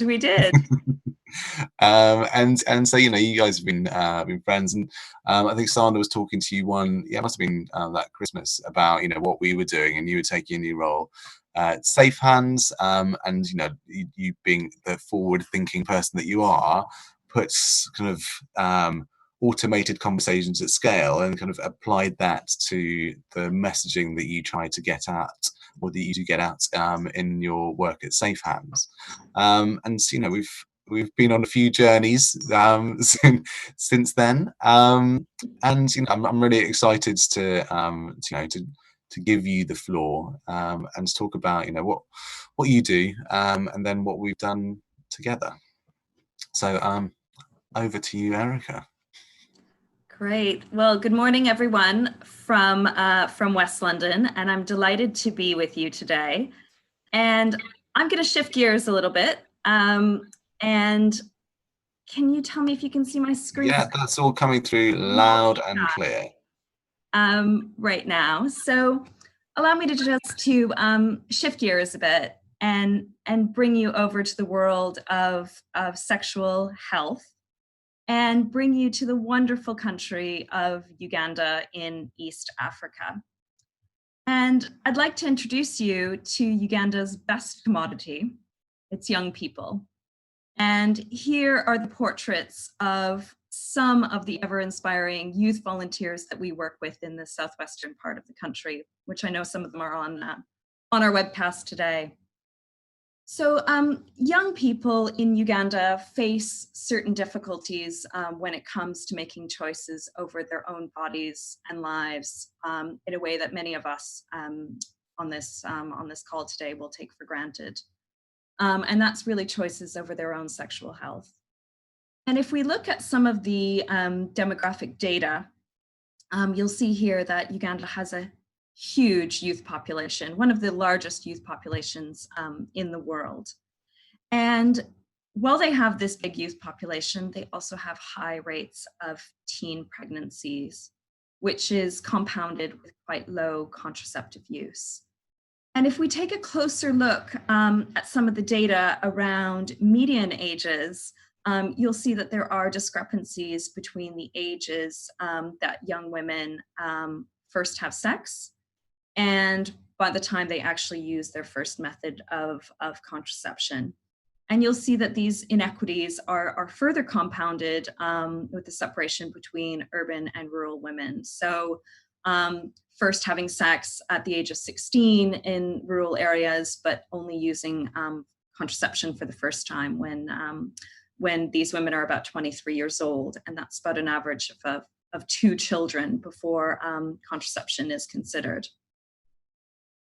So thinking about some of these problems and challenges, we asked young people where they got their information on safe sex. And here are just a few quotes from young people in Uganda themselves, and I'll read them out.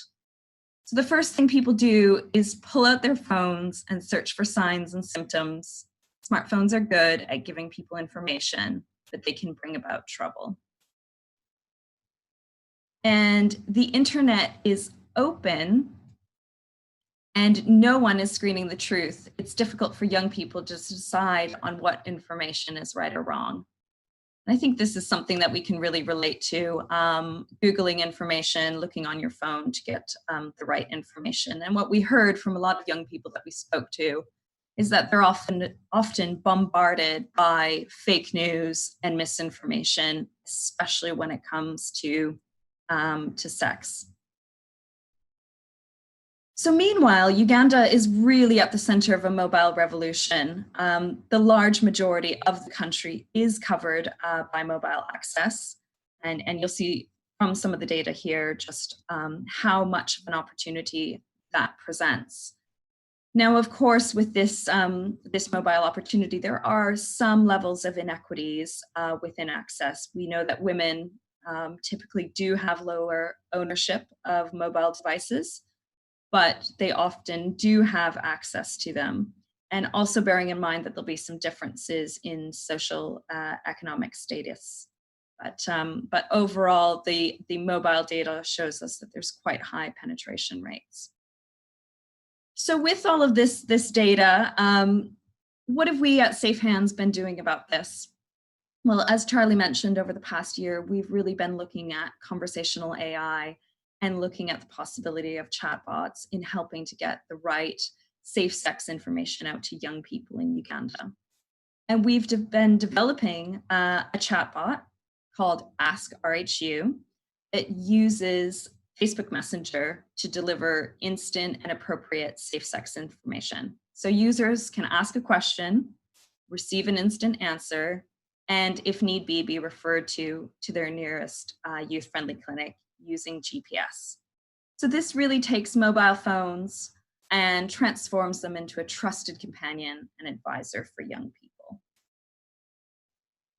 And we've been doing this in partnership together with Reproductive Health Uganda, which is Uganda's largest sexual health provider, and using the reach that they have in terms of working with young people. And also working with Say It Now, providing the technical oversight and development to be able to do this, this chatbot. So what we're really doing here is a practical experiment. And we're using the evidence that so many of the speakers today talked about from the e-commerce industry and really looking at how we can apply that to the development context and look at how we can deliver messages for global good. So it's about taking that evidence that chatbots can improve customer engagement and reduce operational costs and look at how we apply that. So we want to know if Ask RHU can increase the access to safe sex information, but also complement the delivery of youth-friendly sexual health services. So what we're trying to do is we're trying to generate a little bit more insight into how we can achieve that impact to reach young people who might lack access to accurate and reliable safe sex information, but also looking at what the impact would be on the quality and cost effectiveness of youth-friendly services that our partner RHU is delivering across the country. So we're doing that through 4 phases. The first phase that we looked at was really a preparation phase, looking at all of that data that I mentioned, looking at some of the lessons learned, and really working quite closely in our partnership model to look at how we can apply that.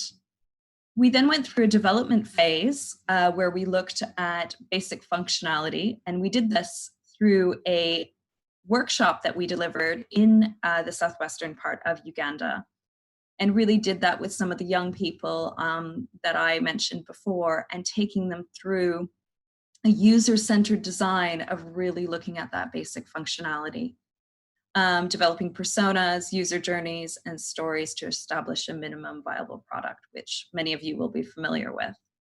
And at the moment, what we're doing is we're really looking at rolling out the service to 1,000 young people across Uganda and making sure that we're consistently improving our functionality based on usage and the feedback that we're getting through that. And next, what we'll be doing is really trying to capture that evidence and evaluate key metrics. As I mentioned before, this is really an experiment that we're doing, so it's so critical to be able to capture that evidence to support our hypothesis. And we believe that there is potential for expanded use and potential scale up that we're also exploring. So just to give you a brief overview on what a user can experience, a young person in Uganda can experience when accessing Ask RHU, is first being registered. So I mentioned that RHU has an extensive service delivery, and it's really through them that we're encouraging users to register for the service. Users are then greeted with a personalized message confirming all of the topics that are covered. And confidentiality is really important. As we know, young people asking questions about safe sex can be a bit of a tricky subject, and we want to make sure that we're giving our users the confidence that everything they ask and discuss is treated in a confidential way. So then users can ask a question. How do I ensure I don't get pregnant? How do I use a condom? And they instantly receive the accurate information.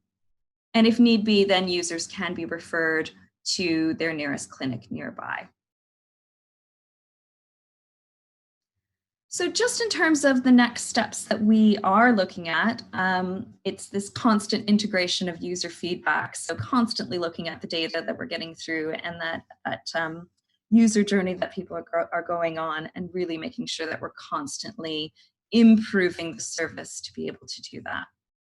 We're also looking quite a bit at how the reach of our service is being made, and really looking at how we can meet the needs of people who might be underserved, might be more in rural communities. I talked also a little bit about women maybe not having the same level of access as men do, and really looking at how we can ensure that we are trying to reach those underserved populations.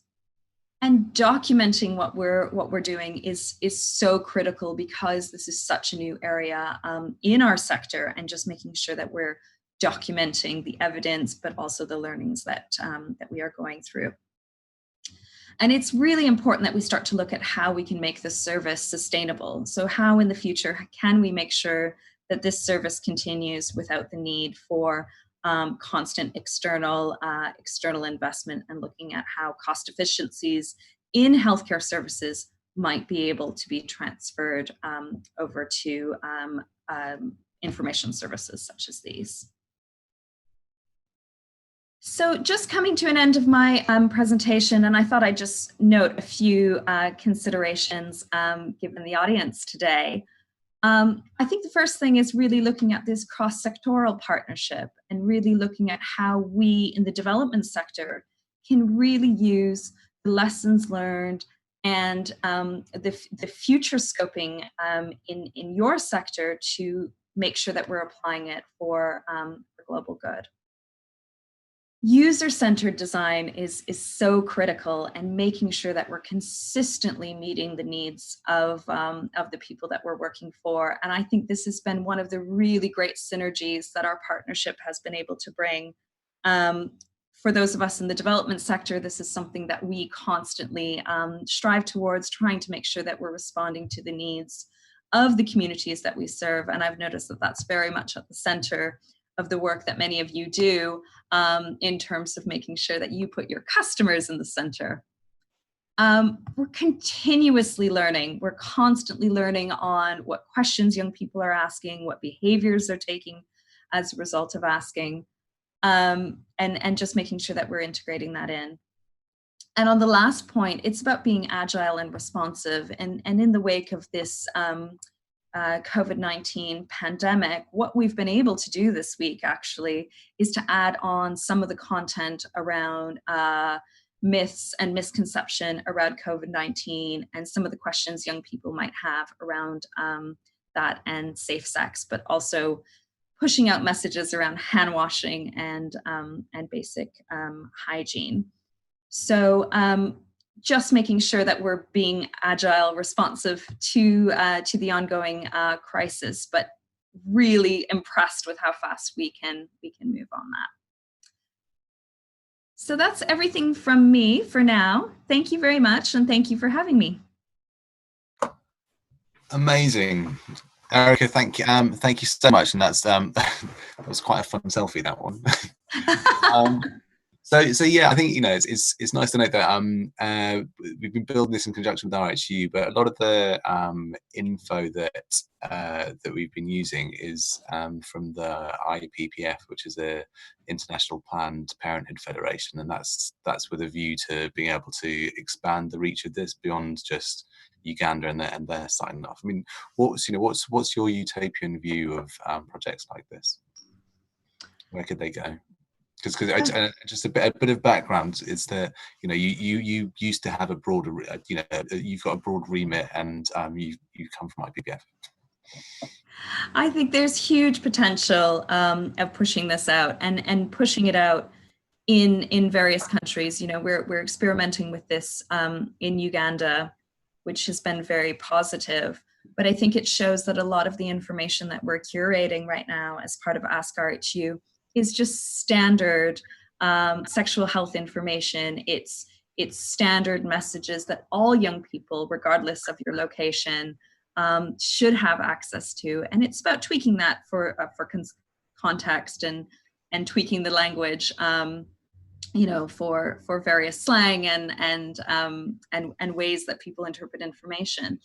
But I think the potential there is that this can be rolled out in any country, really.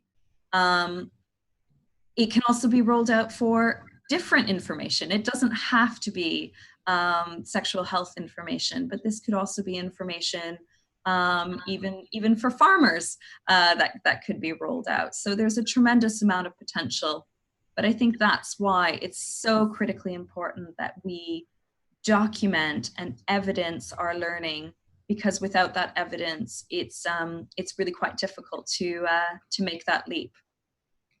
I'm really. It was one of the best workshops that I think I've ever been party to. A couple of days in Portal, because we had almost 20 people in the room, from the youth workers who really understood the youth, the audience, and right up to the kind of policy makers. So that was really, really good, and I'm really happy with the foundations that we've laid.